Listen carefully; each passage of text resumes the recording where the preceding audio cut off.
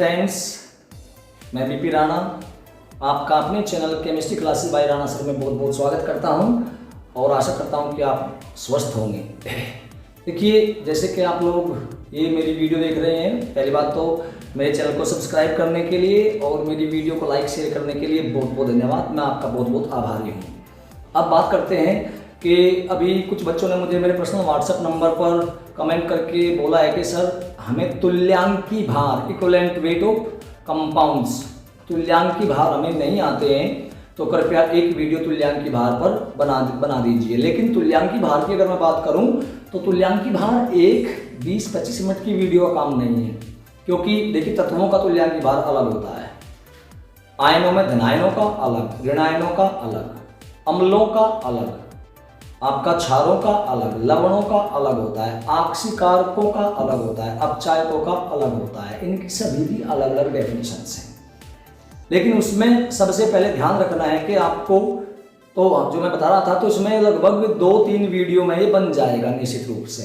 लेकिन इसमें आपको एक बड़ा बहुत ध्यान रखना है कि एक तो आपको अणुभार बिल्कुल क्लियर होना चाहिए। दूसरा, आपको किसी भी कंपाउंड को जब वो आयोनाइज होता है, आयनित होता है, उसका पता होना चाहिए। तीसरा, आपको अम्ल, क्षार, लवण किन्हें कहते हैं, आक्सीकारक, अपचायक कौन होते हैं, उनका भी आपको अच्छे से जानकारी होनी चाहिए। इसके अलावा संयोजकता की जानकारी आपको बिल्कुल होनी चाहिए। नॉर्मलता, मोलरता, अणुभार, तुल्यांकी भार का संबंध पता होना चाहिए। इनमें से हालांकि कुछ वीडियो मैंने अपने पहले बना चुका हूँ, जैसे नॉर्मलता मोलरता में संबंध क्या होता है, अणुभार तुल्यांकी भार में क्या संबंध होता है, भी मैं बना चुका हूँ। संयोजकता की वीडियो मैं अभी नहीं बना पाया हूँ क्योंकि उसमें भी काफ़ी टाइम लगेगा। हालांकि आप चिंता मत कीजिए, आगामी कुछ दिनों में ही 1-2 दिनों में आपको संयोजकता की वीडियो मिल जाएगी। तो नॉर्मलता मोलरता का जो संबंध है वो क्या होता है, वो आप मेरी पीछे की वीडियो में चैनल पर आप देख सकते हैं, वो मिल जाएगी। और चलिए आज बात करते हैं तत्वों, आयनों, अम्लों और क्षारों के तुल्यांकी भार की। आप जानते हैं कि मैं ज़्यादा लंबी वीडियो बनाना पसंद नहीं करता, छोटी वीडियो बनाना पसंद करता हूं, जिससे बच्चे बोर ना हो, उनका डाटा भी ज़्यादा यूज ना हो। तो जितना कुछ आएगा आज उसी को हम देखते हैं। चलिए तो मेरे साथ में देखिए तुल्यांकी भार। Thank you.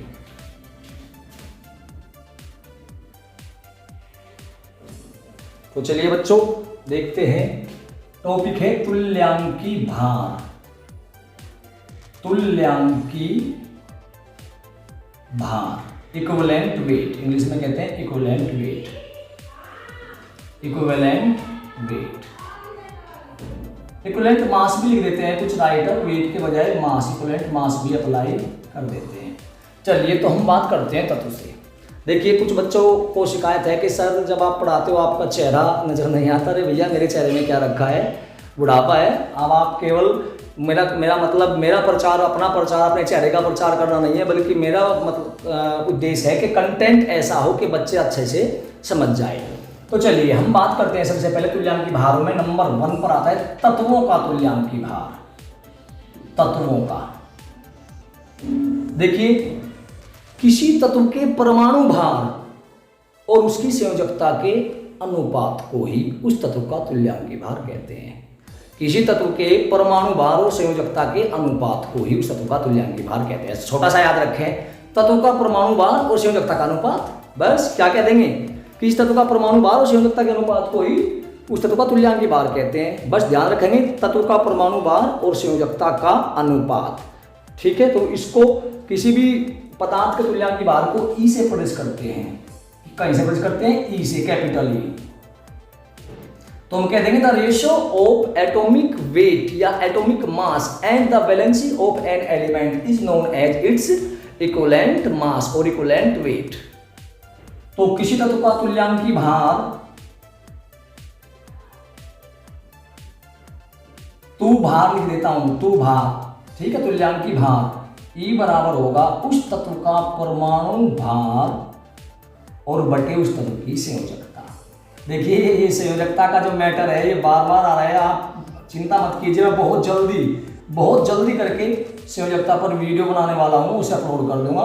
लेकिन वो वीडियो कम से कम 40-45 मिनट की होगी। तो आप लोग उस टाइम पर मुझे ये मत, क्योंकि संयोजकता एक ऐसा टॉपिक है, उसमें ऐसा नहीं कि भाई हम आपको कि 20 मिनट की वीडियो बना के समझा देंगे। वो आपको 40-45 मिनट की वीडियो होगी, तो उसमें वो आपको सारी की सारी डिटेल मिल जाएगी। संयोजकता का इतिहास कब से शुरू हुई थी और आज की स्थिति क्या है, किस किसने कब कब अपने अपने थ्योरीज के बारे में दी थी।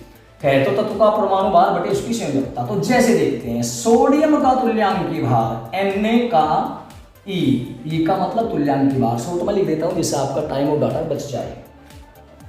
तो सोडियम का E अगर हम ज्ञात करते हैं तो सोडियम का परमाणु भार बटे सोडियम की संयोजकता। तो सोडियम का परमाणु भार होता है जी 23, और संयोजकता की अगर मैं बात करूं तो उसकी संयोजकता होती है 1 बराबर 23। अब आप ये कहोगे कि सर संयोजकता का कैसे पता चला। बेटा बेटा मेरे बच्चों, सोडियम का परमाणु क्रमांक कितना होता है 11, इलेक्ट्रॉनिक विन्यास करें तो 2 8 1, और आपने अष्टक नियम पढ़ा होगा, कोशेल लुईस ने 1913 में दी थी। तो उसमें बताया था कि कोई भी तत्व अपने बाह्य कोश में 8 इलेक्ट्रॉन करने की कोशिश करता है। 8 इलेक्ट्रॉन करने की इस टेंडेंसी को, इस प्रवृत्ति को अष्टक नियम कहते हैं। Every elements wants to complete 8 electron in their outermost orbit. This tendency to complete 8 electron is known as octet rule. तो 8 इलेक्ट्रॉन करने हैं बेटा, जैसे इसको अपने आउटर मोस्ट सेल में यानी बाह्य कोश में। तो बाह्य कोश में इलेक्ट्रॉन है 1, तो इसके पास में 2 तरीके हैं 8 इलेक्ट्रॉन करने के। पहला तरीका क्या है, पहला तरीका है ये किसी से 7 इलेक्ट्रॉन ले ले। तो 7 इलेक्ट्रॉन जब ले लेगा तो एक पहले है ही, तो 8 इलेक्ट्रॉन हो जाएंगे। और दूसरी कंडीशन है कि ये 1 इलेक्ट्रॉन लॉस कर दे, खत्म कर दे 1 इलेक्ट्रॉन को। जब 1 इलेक्ट्रॉन ये खत्म हो जाएगा तो ये सेल भी खत्म हो जाएगी, तो आउटर मोस्ट फिर बाह्य कोश माना जाएगा इसमें। तो इसमें कितने रह गए 8 इलेक्ट्रॉन। तो अब आप बताएं कि 7 किसी से लेना आसान होगा या 1 इलेक्ट्रॉन छोड़ना। जी हाँ, 1 इलेक्ट्रॉन छोड़ना। तो बस यही ध्यान रखें और कुछ नहीं है संयोजकता में कि बाह्य कोश में आउटर मोस्ट सेल में आपको 8 इलेक्ट्रॉन कंप्लीट करने हैं, 8 इलेक्ट्रॉन कंप्लीट करने हैं।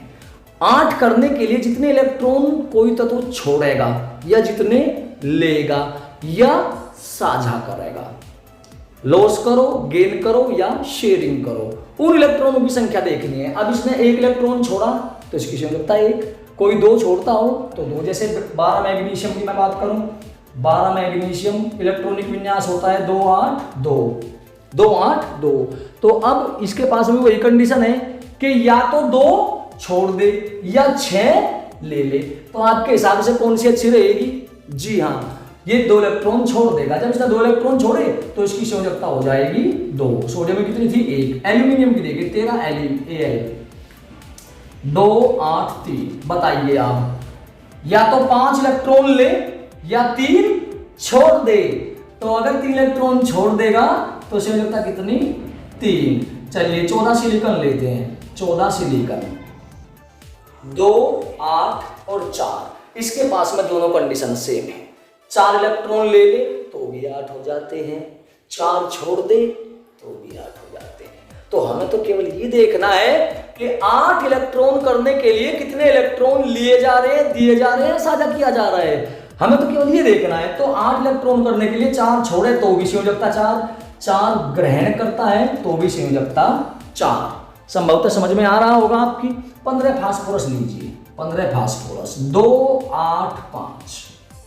तो कंडीशन क्या है, या तो 3 ले ले किसी से तो भी 8 हो जाएंगे, या 5 छोड़ दे तो भी 8 हो जाएंगे।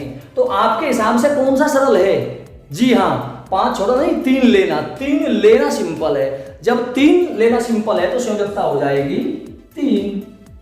16 सल्फर देखिए 2 8 6। तो या तो 2 इलेक्ट्रॉन ले ले या 6 छोड़ दे। क्या करेगा, जी हाँ लेगा, तो उसकी संयोजकता 2। 17 क्लोरीन 2 8 7 2 8 7। सॉरी मुझे ध्यान आप देखिए, एक मिस्टेक हो गई थी, मैं तब से ही याद कर रहा था। वो जो कोशेल लुईस की मैंने थ्योरी बताई थी वो 1913 में नहीं 1916 में दी गई थी, खैर क्योंकि भूल गया था। तो 17 क्लोरीन 2 8 7। तो या तो 7 छोड़ दे या 1 ले ले। 1 लेना आसान रहेगा तो संयोजकता 1। 18 आर्गन 2 8 8। भैया ना लेने की जरूरत है ना छोड़ने की जरूरत है, already complete octet, then it's valency will be 0।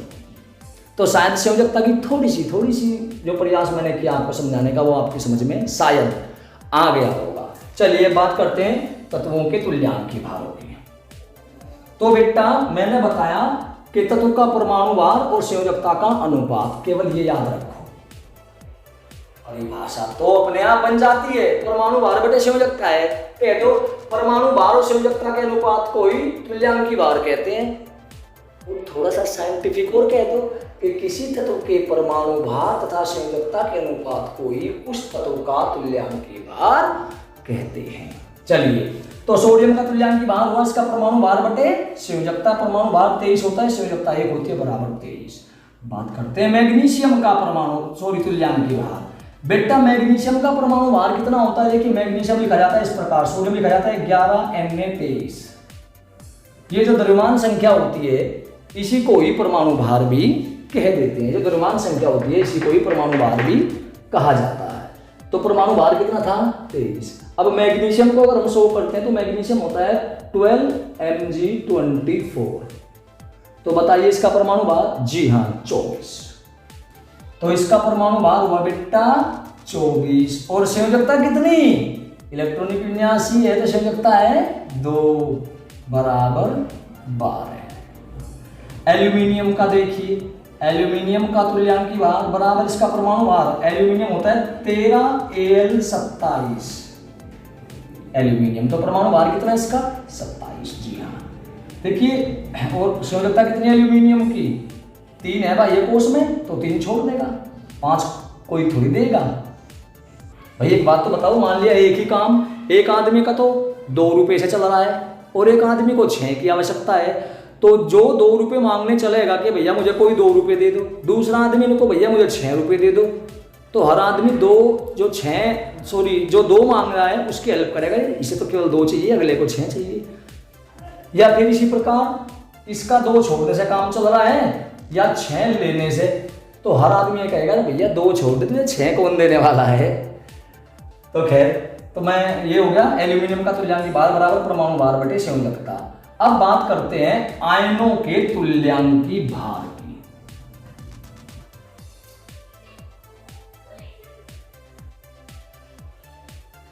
ये इससे भी सरल है आपका, आयनों का तुल्यांकी भार। आयनों का तुल्यांकी भार और लिख देता हूं E बराबर आयनों का अनुभार या आयन भार भी कह देते हैं, अभी बताऊंगा इसके बारे में। आयन भार यानी अणुभार और बटे संयोजकता। तो पहले तो आयन भार की बात कर लेते हैं। आयन भार जैसे मैं आपको एक एग्जांपल देता हूं, सोडियम परमाणु का परमाणु भार है 23, परमाणु क्रमांक 11। अब Na पॉजिटिव, हमें यह बात करनी है। हालांकि मैं इसकी डिटेल्स भी अपनी पहली वीडियो में डाल चुका हूं परमाणु अणु तथा आयन में, तो अगर वहां आप जाके समझ लेंगे तो ज़्यादा अच्छा रहेगा, लेकिन नहीं समझना चाहते तो यहाँ पे देखें। तो क्योंकि ये द्रव्यमान संख्या होती है प्रोटॉन प्लस न्यूट्रॉनों की संख्या, ठीक है जी। ये होता है परमाणु क्रमांक, प्रोटॉन 11 इलेक्ट्रॉन 11। जितना परमाणु क्रमांक होगा उतना ही प्रोटॉन होंगे, उतने ही इलेक्ट्रॉन होंगे। अब आगे चलिएगा, देखिए जब Na पॉजिटिव बना, कब बना Na पॉजिटिव? जब इसने एक इलेक्ट्रॉन खो दिया, यानी प्रोटॉन तो इसमें, चलिए एक न्यूट्रॉन और लिख देता हूं इसमें n बराबर कितने इसमें 23 - 11 बराबर 12, यानी 11 Na 23 में 11 प्रोटॉन 11 इलेक्ट्रॉन और 23 - 11 बराबर 12 न्यूट्रॉन है। अब इसमें आइएगा, इसमें प्रोटॉन कितने? 11। जी हाँ प्रोटॉन 11 ही रहेंगे क्योंकि प्रोटॉन नहीं त्यागा गया है, इलेक्ट्रॉन पहले 11 थे। एक पॉजिटिव का मतलब एक इलेक्ट्रॉन लॉस कर दिया है, यानी खो दिया है, निकल गया है, तो इलेक्ट्रॉन रहेगी 10 और न्यूट्रॉन रहेगी वही पुराने 12। तो यहाँ पे P + N कितना था? 23। यहाँ पे P + N, भाई यहाँ प्रोटॉन प्लस न्यूट्रॉन द्रव्यमान संख्या कितनी थी? प्रोटॉन 11 थे, न्यूट्रॉन 12 थे, तो बराबर हो गया 23। यहाँ पे प्रोटॉन 11 और न्यूट्रॉन 12 यानी 23। तो इसका मतलब ये हुआ कि किसी परमाणु का परमाणु भार और उसके आयन का परमाणु भार समान होता है, क्योंकि जब आयन बनता है तो केवल इलेक्ट्रॉन ही ग्रहण या त्यागे जाते हैं, या तो ग्रहण किए जाते हैं या त्यागे जाते हैं। तो कभी भी प्रोटॉन या न्यूट्रॉन ना ग्रहण किए जाते ना त्यागे जाते। हाँ, कोई कंडीशन होती है जिसमें प्रोटॉन त्यागे या ग्रहण किए जा सकते हैं, जैसे रेडियो एक्टिविटी है, मतलब रेडियो एक्टिविता या नाभिकीय अपघटन है, न्यूक्लियर फ्यूजन, तो वो चीज़ अलग है, वो यहाँ का मैटर नहीं है। लेकिन अब जब आयन बनता है, केवल आयन की बात कर रहा हूँ मैं, जब आयन बनता है तो केवल इलेक्ट्रॉन ही या तो ग्रहण किए जाएंगे या फिर त्यागे जाएंगे। तो ये आपको कन्फर्म हो गया होगा कि किसी परमाणु का, क्या सोडियम का परमाणु भार कितना 23, तो Na पॉजिटिव का परमाणु भार भी 23 होगा। क्यों होगा? क्योंकि परमाणु भार बराबर होता है, या परिमाण संख्या भी मान लेते हैं, प्रोटॉन प्लस न्यूट्रॉनों की संख्या। और जब आयन बनता है इलेक्ट्रॉन खो करके, तो इलेक्ट्रॉन ही तो गया है बेटा, प्रोटॉन न्यूट्रॉन तो नहीं गई। जब प्रोटॉन न्यूट्रॉन नहीं गए तो जितने प्रोटॉन न्यूट्रॉन यहाँ थे उतने ही प्रोटॉन न्यूट्रॉन यहाँ है, यानी इसका परमाणु भार भी 23 है। तो हम मान सकते हैं श्रीमान कि किसी परमाणु और उसी के आयन का जो परमाणु भार या आयन भार या अणु भार होता है वो बराबर होते हैं। चलिए आगे बढ़ते हैं। तो आयन के परमाणु भार को आयन भार कह देते हैं, अणु भार ना कह करके आयन भार। वैसे मैंने लिख दिया अणु भार भी, लेकिन आयन का जो अणु भार होता है उसको अणु भार या परमाणु भार ना कह करके आयन भार कहते हैं। चलिए अब बात करते हैं संयोजकता। किसी भी आयन की संयोजकता देखना बड़ा आसान है, जितना आवेश हो उतनी संयोजकता होती है। तो Na पॉजिटिव पे कितना आवेश है? 1। हमें ये नहीं देखना कि पॉजिटिव है या नेगेटिव, हमें देखना है केवल आवेश, संख्या गिननी है आवेश की। 1 पॉजिटिव है तो संयोजकता 1। Mg पर 2 पॉजिटिव होता है तो संयोजकता 2।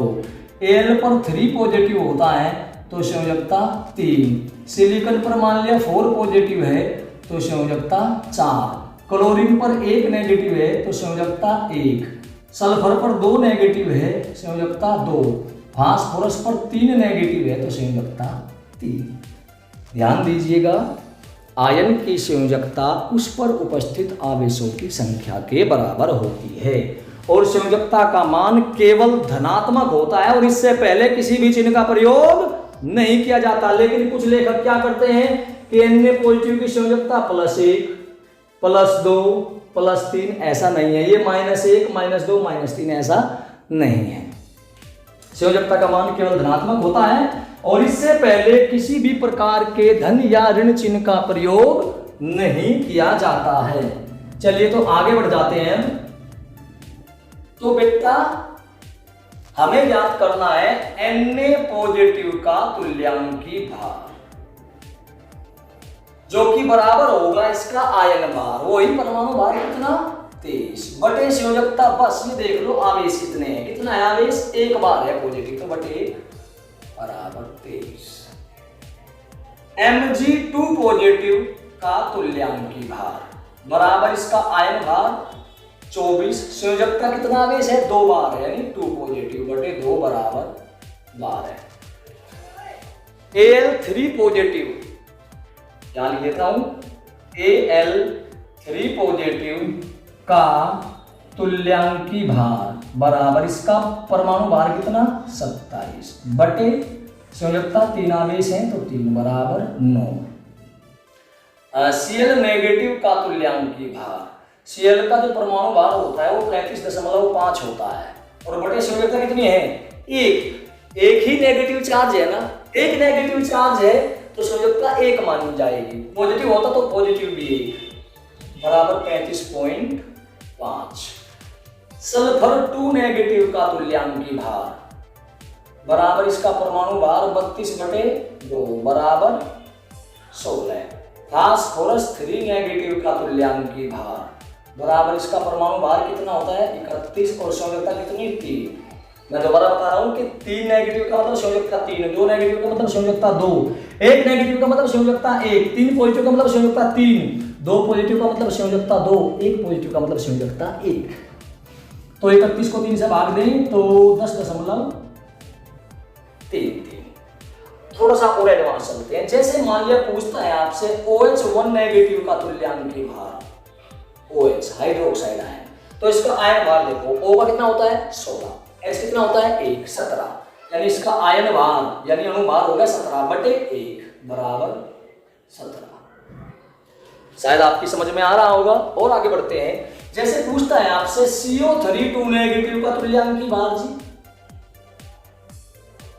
तो CO3 का अनुभार देखिए, कार्बन कितना होता है 12, ऑक्सीजन 16, 16 थी 48। अनुभार निकालना भी मैंने अपनी पहली वीडियो जो है उनमें डाला हुआ है, और इस वीडियो के नीचे मैं इनके लिंक भी भेज दूंगा, तो आप उन्हें देख करके भी आप समझ सकते हैं, क्योंकि अगर अभी बताऊंगा तो वीडियो बहुत लंबी चली जाएगी।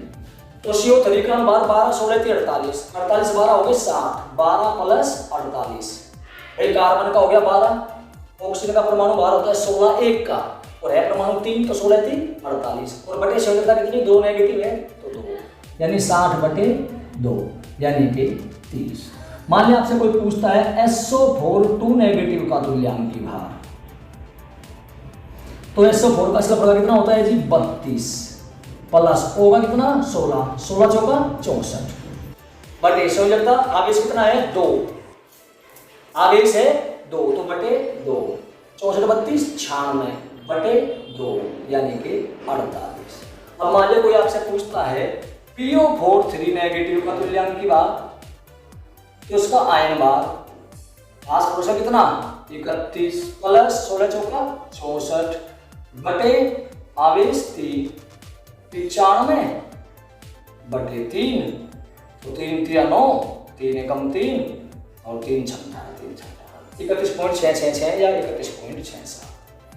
तो इस प्रकार आप तत्वों का और परमाणुओं का और आयनों का आप तुल्यांकी भार ज्ञात कर सकते हैं। आयनों में धनायन ऋणायन दोनों का तुल्यांकी भार ज्ञात कर सकते हैं। मैंने आपसे कहा था कि अगर मैं पूरा अभी अम्लों का तुल्यांकी भार रह गया, क्षारों का तुल्यांकी भार रह गया, लवणों का रह गया, आक्सीकारकों का रह गया, अपचायकों का रह गया, यानी 3 हुए, 5 अभी शेष है। तो अगर इसकी वीडियो मैं सारी की सारी बना दूं तो आपको समझ में नहीं आएगा। वैसे मैं आपको बता दूं कि अम्ल का तुल्यांकी भार होता है अम्ल का अनुभार बटे क्षारकता, क्षार का तुल्यांकी भार होता है क्षार का अनुभार बटे अम्लता, लवण का तुल्यांकी भार होता है लवण का अनुभार बटे संयोजकता, आक्सीकारक का तुल्यांकी भार होता है अणुभार बटे आक्सीकरण संख्या में परिवर्तन, अपचाय का तुल्यांकी भार होता है अणुभार बटे आक्सीकरण संख्या में परिवर्तन। लेकिन ये तो आगे का मामला है, तो काफ़ी बड़ी हो जाएगी वीडियो, इसलिए इसको छोटा ही रखते हैं, इतना ही रखते हैं, तो ध्यान रखिएगा। ये उम्मीद है कि आपको तुल्यांकी भार का टॉपिक समझ में आया होगा। अगर समझ में आया हो, अच्छा लगा हो, तो मेरे channel chemistry classes bye Rana sir को सब्सक्राइब कीजिए और मेरी वीडियो को लाइक और शेयर जरूर कीजिए। बस ये ध्यान रखिए, वे जो आपको अच्छी लगती है वे शेयर कीजिए, जो अच्छी नहीं लगती छोड़िए, कोई बाउंडेशन नहीं है ना, मैं कभी ये कहता। लेकिन अगर अच्छी लग रही है तो please like and share my video. Okay, thank you, धन्यवाद, जय हिंद, जय भारत।